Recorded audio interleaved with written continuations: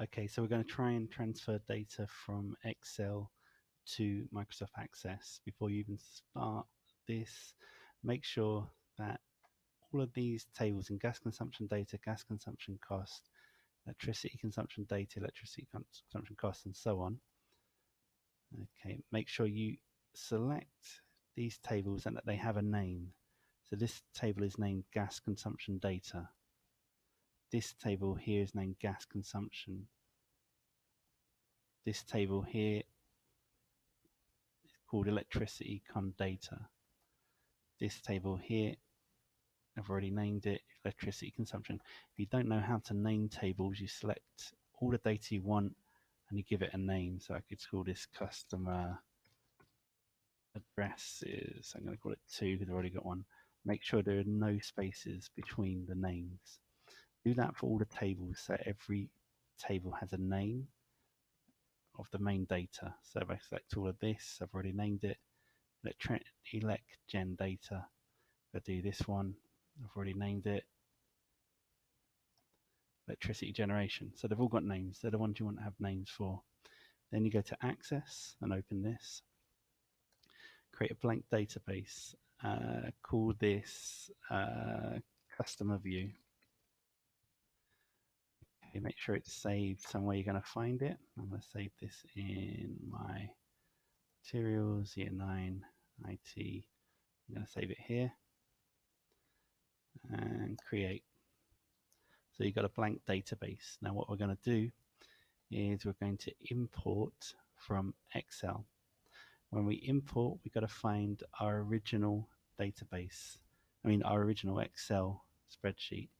I've kept that in here. Energy data and cost is my one. I named it that. I'm going to open that. And we want to link the data source by creating a linked table. So all the data that is here is directly linked to Access, and it never, if I made an update here, it would then be updated on Access. But you have to have the two things open at the same time. So select this, make sure you got it linked and click OK, and just say open. So what you got here, I've got all my worksheets, so cost lookup table, billing sheet, and so on. If I go there, cost lookup table, billing sheet. But what's more interesting is the named ranges. And these are what I've just created. So the first one I created was gas con data. So I'm just going to go down gas con data. So here I have the tenant's names, the total consumption average per day. I'm going to go next. I want the first row to contain the column headings. Next, and then I'm happy with that name. Finish, click OK. And if I double click on this, I've got that data now in Access. So I'm going to do it again. Import from Excel, link. I need to choose it again. Open. Click OK. Okay, I want the named ranges and I want gas consumption. This one. Okay, that's exactly the one I want. Next, I want the first row to contain column headings. And then I go next and finish. Okay, so now I've got that and this. Okay, so I have to continue doing this for all the things that I want. I'm just going to do it much quicker now.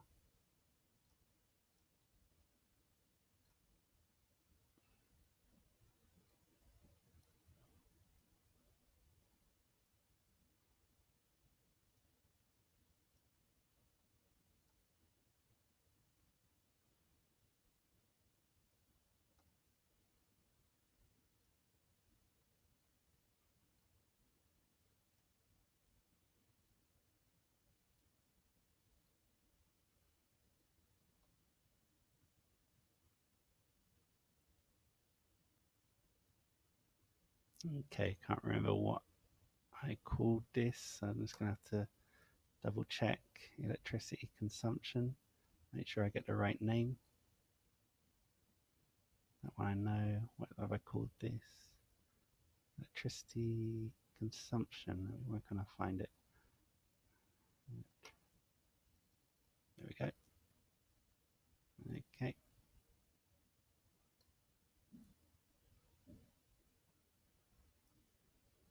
Okay, and then I keep on adding.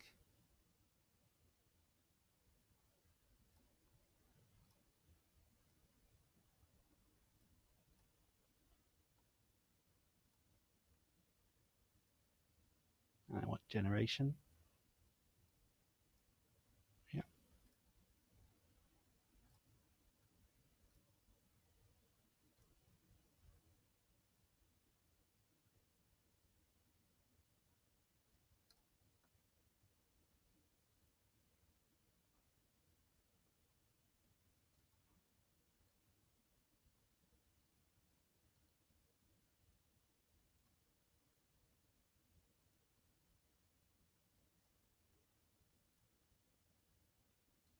Okay, so now I've got all the data, the summary data that I had in the spreadsheet is now in Access. So electricity consumption, generation, that. Okay, let's just double check that's okay. Right. And what you might want to do, you might want to, because in this table, the numbers are very high, we might want to change those data validation. But for now, let's just get that data imported before we start doing queries and associating tables with each other.